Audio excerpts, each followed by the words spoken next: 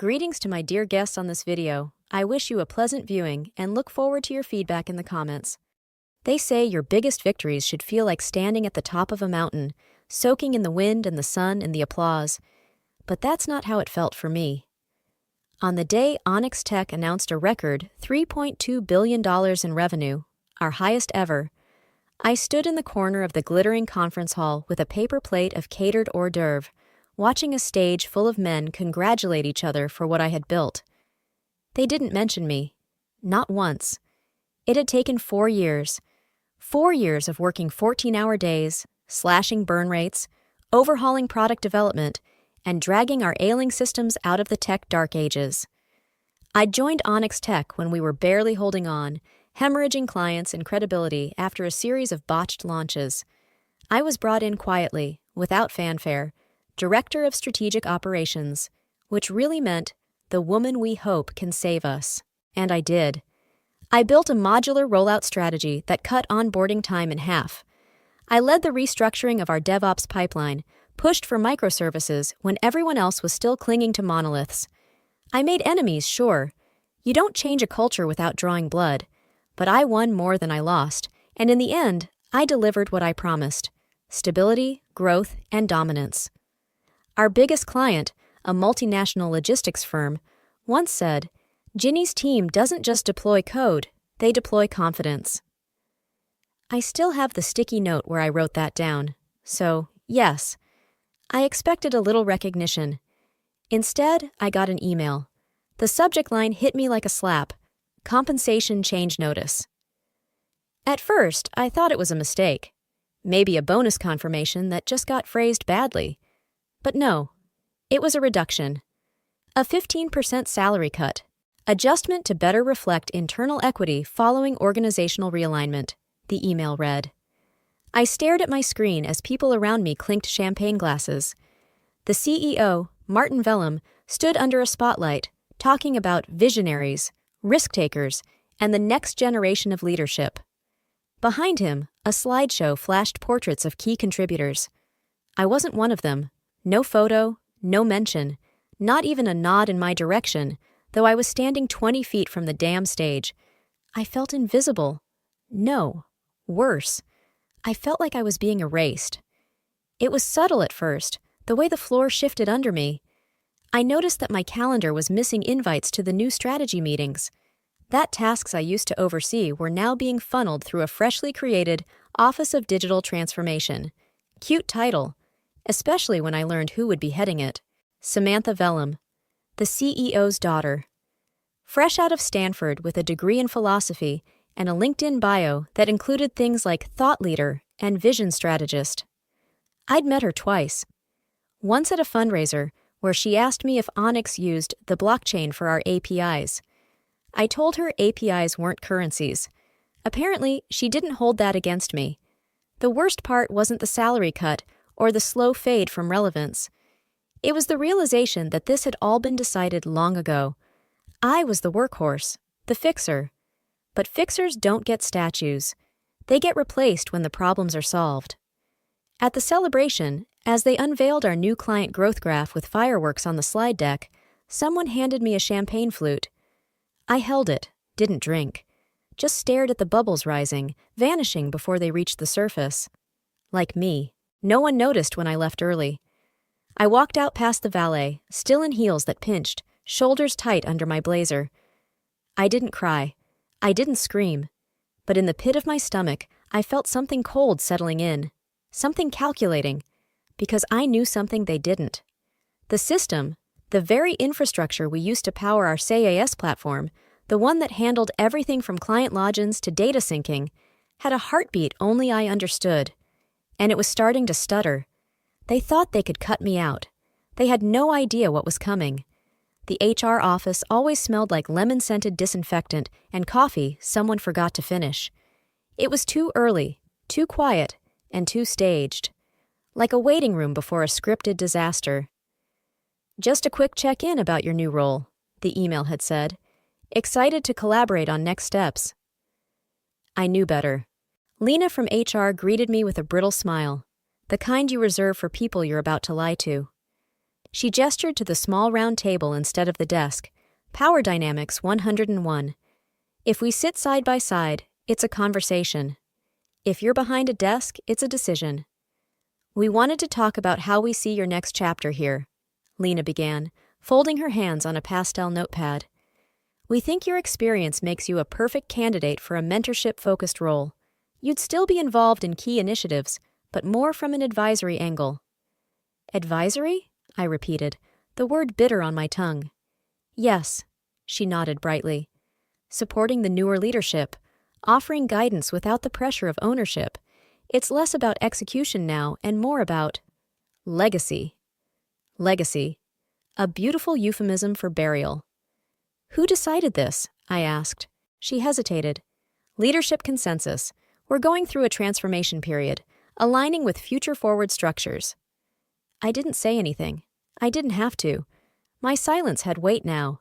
She looked down, adjusting a paperclip that didn't need adjusting.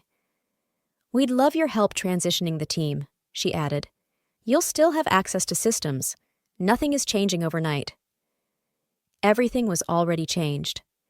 Back on the 7th floor, the glass meeting room, once my turf, was glowing with a morning strategy session.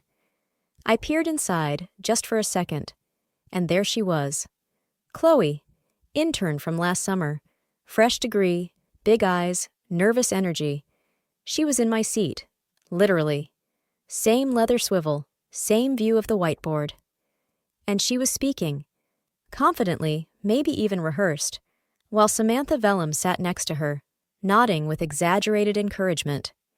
No one looked toward the door. I walked away before anyone noticed. Not that they would have. For the rest of the day, my email was flooded with handoff notes, files I had written, processes I had architected, being reallocated to names I barely knew. I was still CC'd for now. That was supposed to make it feel like collaboration. It felt like exile. By 3 p.m., my ID badge wouldn't grant me access to the executive file server. By 4 p.m., I was removed from the calendar for the weekly director's sync. By 5 p.m., my new title appeared on the internal org chart.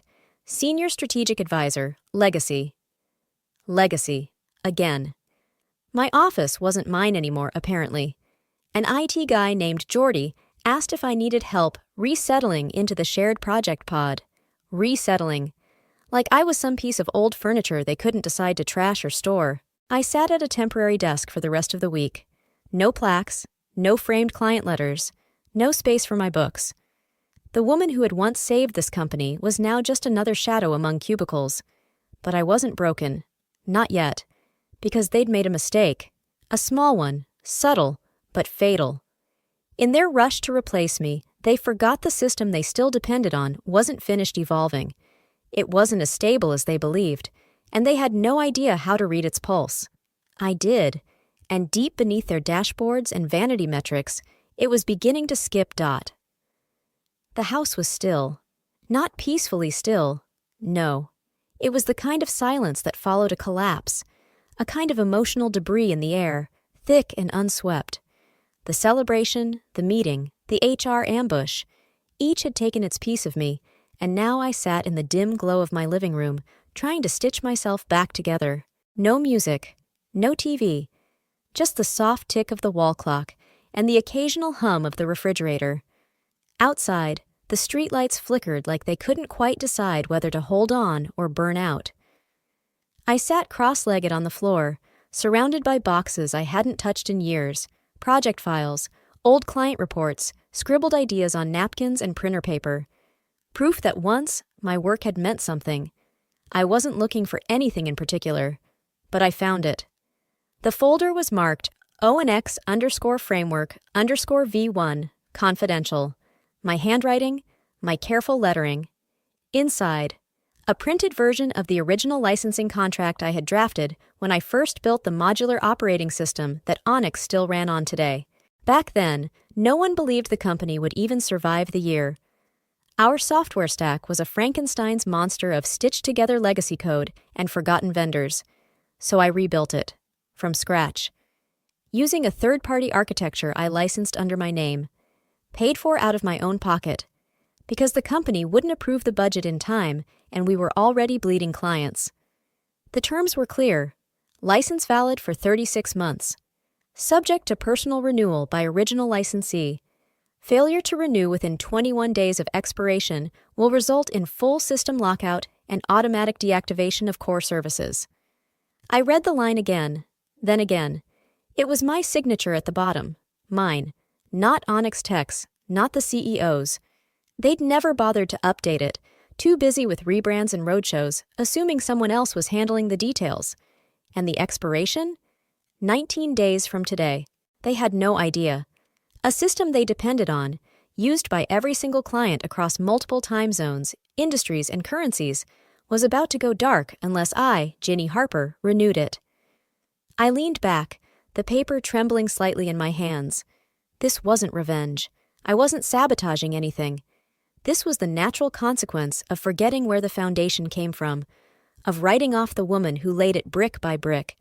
They stripped me of title, voice, access. But they forgot one crucial thing. I still held the keys. I closed the folder carefully, slid it back into the box, and pushed the box beneath my couch. I didn't need to bring it into work. I didn't need to say a word. Let them smile on stage. Let them promote Chloe and Samantha and every fresh face they could find. Let them forget my name. In 21 days, the system would remember, and this time, it wouldn't ask for permission. I didn't need a hoodie and a basement. No dark screens or flashing lines of code. This wasn't a movie. This was quieter, cleaner. I sat at my desk in my home office, coffee gone cold beside me, logged into the admin interface no one at Onyx Tech had ever bothered to restrict. They'd taken my title. They'd taken my team, but not my credentials. They assumed the system was fully theirs now. They were wrong. The core of the platform, OnyxStream, was built around modular bridges I had developed myself. Not borrowed, not outsourced, my code, my logic, my proprietary methods. And when I licensed the architecture to the company, I hadn't given away the crown jewels. I'd rented them, and now I was simply taking them back. Line by line, function by function, I began extracting what was mine. Not deleting, not sabotaging, just removing the essential elements that were never truly theirs. Disconnecting. The first modules to go were the API harmonizers, small background processes that kept data flowing across our dashboards, syncing time zones, currencies, and timestamps without friction. Invisible heroes. I'd tucked them deep into the framework, beneath layers of legacy code no one else understood. Without them, lag. The next morning, reports loaded 5 seconds slower, then 15. Then they stopped generating altogether for a few clients in Australia. I saw it in the system logs. Null return on sync cascade. A harmless-sounding error that was actually the first crack in the wall. By midweek, the sales dashboard, one of Samantha's favorite tools, froze halfway through a presentation. Her assistant posted in Slack, "Glitching again. Anyone know what's up with the Client Delta tab?" They didn't, because the Client Delta tab ran on a query engine I had written in my second year, an experimental script that optimized memory calls by redistributing server load on the fly. It wasn't documented. It wasn't open source. It was mine. Now it was gone. Emails started flying behind the scenes. It blamed vendor latency. Engineering suggested clearing cache. One junior analyst even floated the idea that it was a DDoS test from the cybersecurity team. No one looked in the right place. No one thought to ask me, because I was just a legacy advisor now, background noise. But the system knew me. It knew when I touched it. And now it was reacting. The glitches were still small, isolated. But that was intentional. This wasn't a storm. This was a slow drip. A leak in the ceiling no one notices until the roof caves in. I didn't feel proud. I didn't feel triumphant. But I did feel something I hadn't in weeks. Control. Chloe started wearing heels to the office. Not because she needed to, but because she wanted to sound important when she walked. You could hear her coming down the hallway before you saw her. Click, click, click, like punctuation marks announcing her presence. She was still technically shadowing Samantha, but lately she'd started introducing herself in meetings as the director's liaison. There was no such role, but no one corrected her. She'd begun replying to emails meant for me, even took over one of the recurring syncs I used to lead, framing it as a chance to explore fresh perspectives. It wasn't malicious, not exactly, just overeager, ambitious, but in that clumsy, sharp-elbowed way that pretends confidence is the same thing as competence. On Wednesday afternoon, I passed by the breakout room and overheard her on a call. "I think we're going to sunset some of the legacy logic. It's causing all sorts of data artifacts," she said brightly. "I've flagged the Ginny modules for review." The Ginny modules. I paused. She said it like they were some dusty set of outdated functions, remnants of an old version of the company, something to be swept away so she could build her paper palace on a clean slate. It was laughable and insulting.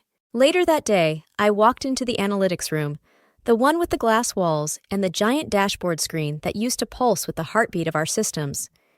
Chloe was already there, poring over error logs and rattling off theories to an overwhelmed IT intern. I didn't announce myself. I simply walked up to the console, leaned over her shoulder, and said quietly, "Those data artifacts you're seeing aren't from the modules. They're the result of the bridge variables being disconnected, which only happens when someone disables the mapping layer." She blinked. I didn't disable anything." "No," I said calmly, "but you told the team to stop loading the legacy reconcilers.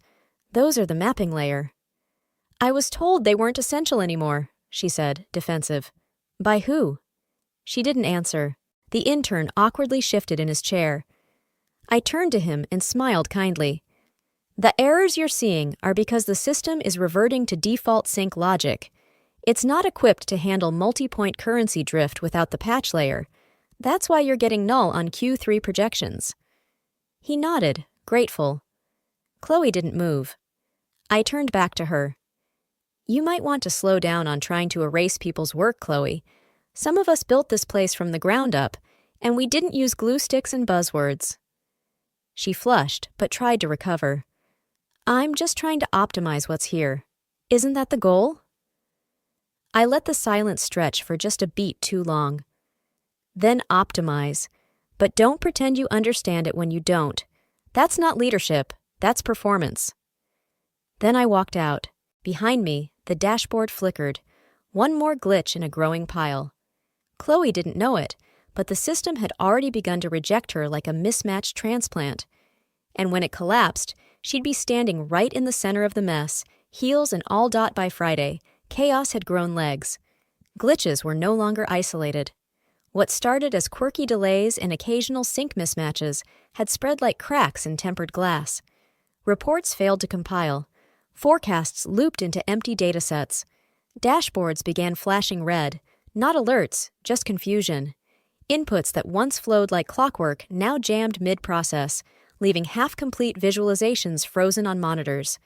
The engineers were scrambling. Slack was a war zone of bug reports, confused threads, and increasingly panicked emoji reactions.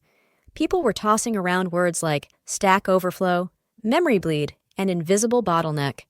No one could agree on a cause. Too many systems were involved, too many hands in the kitchen, and all the while, leadership kept telling them to push forward. Patch it. Restart the node. Try a rollback. But it wasn't a bug. It was an unraveling. And I was watching it happen from the outside, calm, silent, detached. That weekend, an email slipped into my inbox. From Gary Kim subject, not a coincidence. Time, Saturday, 10:03 p.m. Ginny. I know you're probably not checking these anymore. I heard what happened, and I'm sorry. But I've been digging into the system logs, and I don't think this is a coincidence. It all seems too calculated. The way each subsystem degrades just after the next one loads. Like a sequence. Like someone knew exactly how this would play out. None of the new devs even understand how half the platform works. Chloe's been pushing hard to strip out your modules, and now everything's falling apart. I'm not accusing. I just wanted to say, I see it. Gary, I read it once, then again, and then I deleted it. Not because I was guilty, but because there was nothing left to explain. I wasn't in the system anymore. I wasn't in the meetings. I wasn't on the charts, in the credits, in the loop. And that was my greatest power. Absence. They'd tried to make me invisible. Now they were learning what it really meant to live without me. The logs didn't lie. The cracks were spreading across departments like a virus no one could trace. Sales blamed IT. It blamed product. Product blamed legacy logic. And Chloe? She kept smiling in meetings like it wasn't her tower that was tipping. Meanwhile, the silence I left behind had started to feel deafening, and they still hadn't realized what or who was missing. But they would. Soon. The message came on a Tuesday morning. Simple. Elegant. Just like her. From Nora Lynn, subject. Lunch? Time. 8:13 a.m. Ginny. I've been following the Onyx situation. If you're free this week, I'd love to talk. I think it's time we revisited that conversation from last year.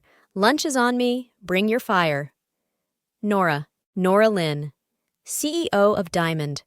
A woman who once offered me a leadership position when Diamond was just breaking into the enterprise sector. I turned her down back then, too loyal to Onyx, too wrapped up in fixing things that didn't want to be fixed. But she hadn't taken it personally. Nora didn't chase.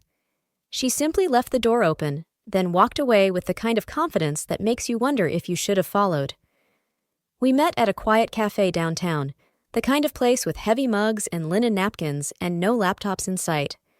Nora wore a navy suit like it had been tailored for her bones. When she saw me, she stood, arms open, not like a corporate partner, but like someone who remembered who I was before they tried to rewrite me. "You look taller," she said, smirking as we sat. "Must be the burnout," I replied. "It lifts your soul a little when you stop pretending to be okay." She laughed softly. "I heard things are turbulent." Turbulent is polite. We talked, circled around small talk, then dove straight in. She didn't waste time. "I want to make you an offer," Nora said, folding her hands. "Not a job, not a title. I want to give you a runway." I raised an eyebrow. "I've been watching what you built at Onyx. Your architecture is clean, modular, scalable. We need something like it. But more than that, we need the mind that made it." "You want to buy the system?" I asked. "I'd rather buy into it," she said. "Or better yet, partner with you to build something better, something fully yours." I blinked. "I can fund the infrastructure," she continued. "You lead the vision. You define the product, the roadmap, the brand. Call it what you want. Own every piece of it. We'll back it, and we'll give you the team to make it real." My throat tightened. It wasn't just a pitch. It wasn't a rescue. It was a resurrection. "I'm not asking you to join Diamond," she said. "I'm asking if you're ready to build what they told you never could exist. A company that runs on your rules, your values." I didn't answer right away. Instead, I looked out the window, where the world moved without waiting for anyone's permission. Somewhere in the chaos, I realized what I felt wasn't bitterness or fear. It was freedom. For the first time in months, maybe years, I wasn't calculating how to stay relevant in someone else's machine. I was imagining what I could build with my own two hands. I turned back to Nora and smiled. "Let's talk terms." The building looked the same. Cold steel, blue glass, that falsely optimistic mural in the lobby that read, "Innovate with integrity." I walked past it without blinking, past security, past the new receptionist who didn't recognize me. No one stopped me. No one looked up. Perfect.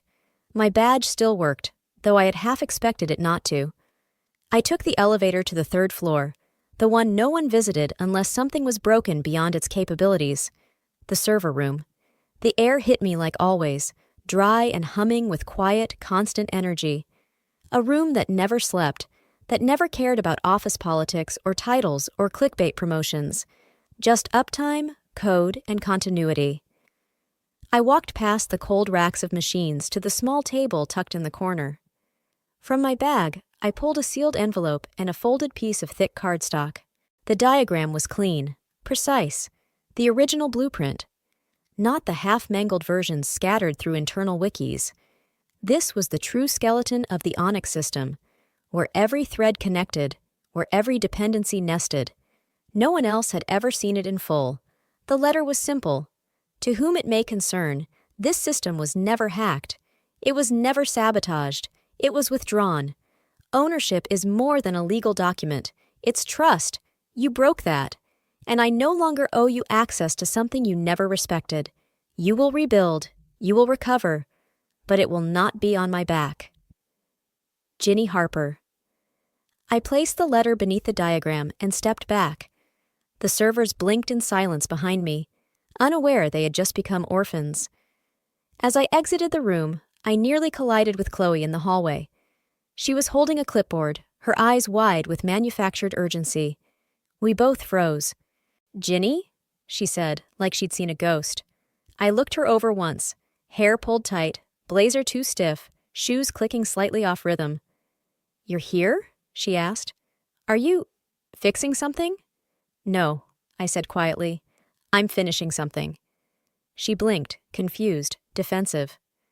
"We're stabilizing things," she said, chin lifting. "It's just some legacy junk, nothing we can't untangle."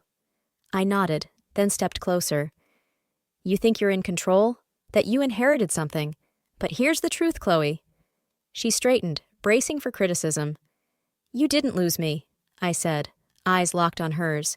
"You never had me." She flinched. Not visibly, not dramatically, just enough.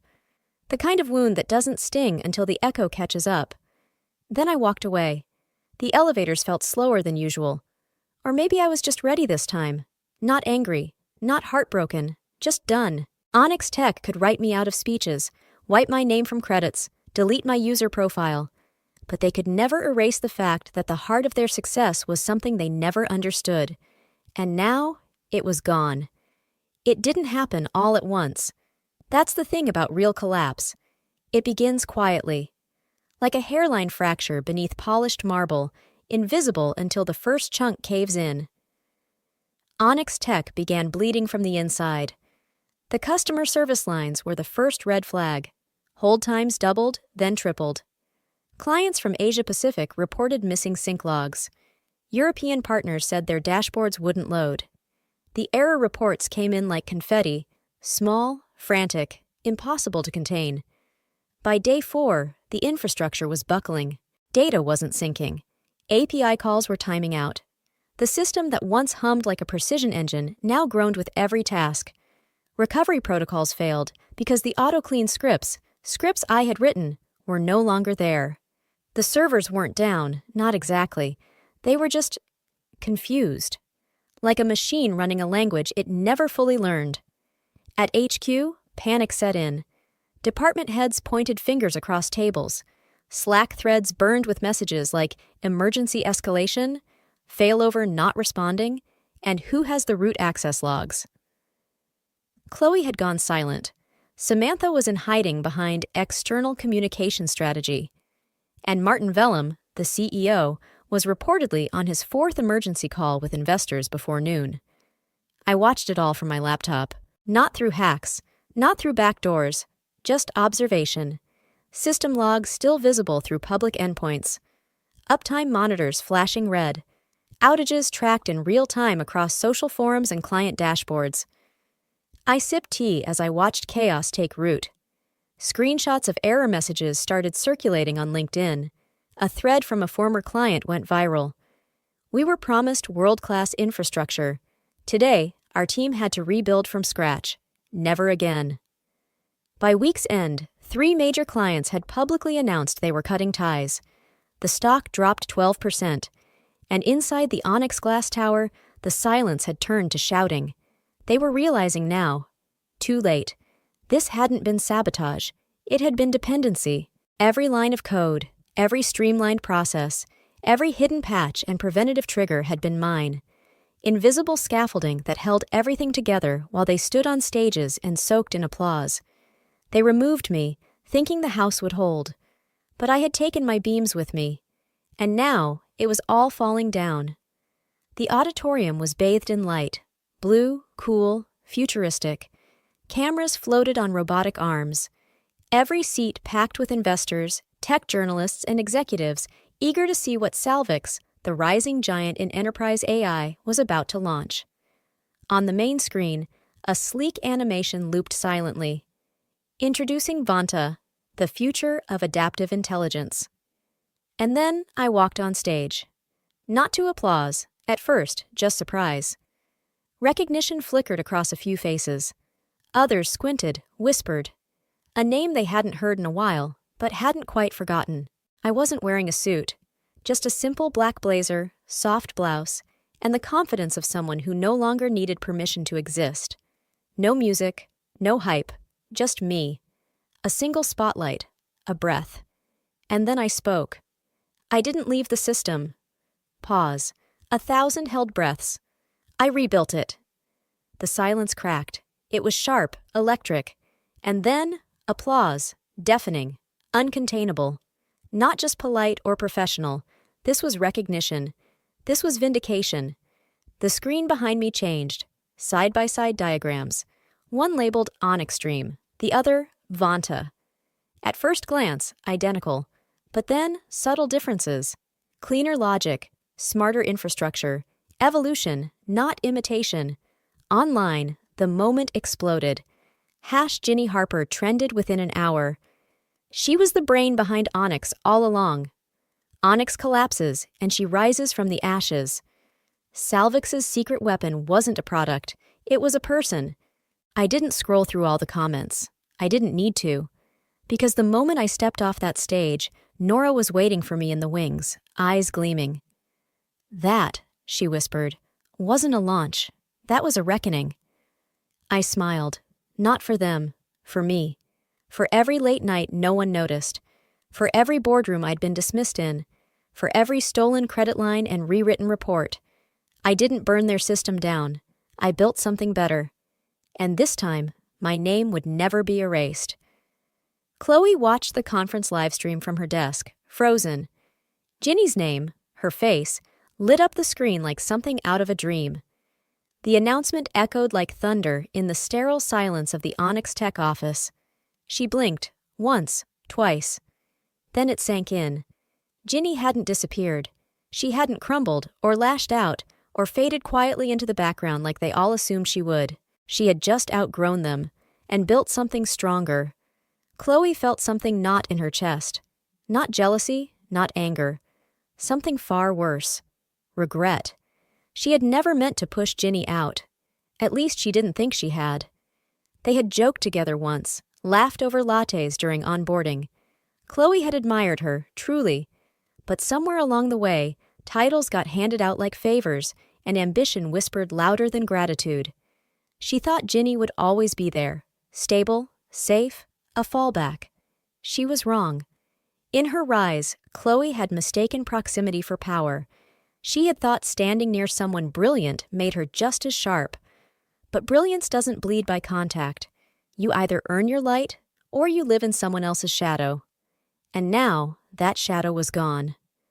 Across social media, the headlines sang Ginny's name. Salvix stock soared. Onyx's plummeted. And Chloe sat in the same chair Ginny once occupied, surrounded by ruins she didn't know how to rebuild. Ginny hadn't destroyed anything. She had simply taken herself back. The moral?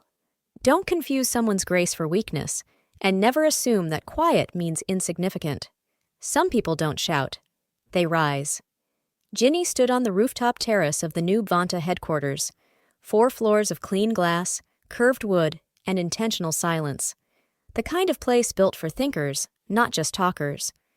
Below her, the city moved in steady hums and honks, but up here, the noise faded. She watched her team through the wide windows. Designers, engineers, strategists, all people who had chosen something different, something honest. Her brand was thriving. Vanta had just secured its 3rd enterprise partnership and was being quietly courted for a global health infrastructure overhaul. Investors called daily. Industry media labeled her a visionary, a tech renegade, a systemic disruptor. Ginny didn't flinch at the praise. She'd learned not to need it. The real reward was simpler. She was free, respected, and finally, building without betrayal. Her name was on every blueprint now. Her choices, her vision, her rules. And when she walked into a room, people listened. Not because they were told to, but because she had something to say. Chloe was still at Onyx Tech, technically. The office felt smaller now, quieter, less urgent. The energy had shifted, like everyone was trying to pretend they hadn't watched the walls crack in real time. Chloe had survived the fallout, but barely. She had been demoted after the third client walked out. The director's liaison title disappeared without a memo. Her tasks became menial, the meetings fewer. Worse, she had become a cautionary tale. Whispers followed her into rooms. Even when no one said anything, she could feel the shift, like everyone had already written her ending. She wasn't angry at Ginny. Not anymore. She'd spent weeks replaying every conversation, every moment she hadn't stood up, hadn't spoken out. In hindsight, she realized what Ginny had been. Not just a mentor, not just a colleague, but a shield. And Chloe had let them dismantle her. Now, she watched Vanta from a distance. Press releases, product demos, LinkedIn clips. Sometimes she thought about reaching out. Just to say sorry. Just to say, I didn't see you until it was too late. But she never typed the message. Some absences aren't meant to be filled. They're meant to be remembered.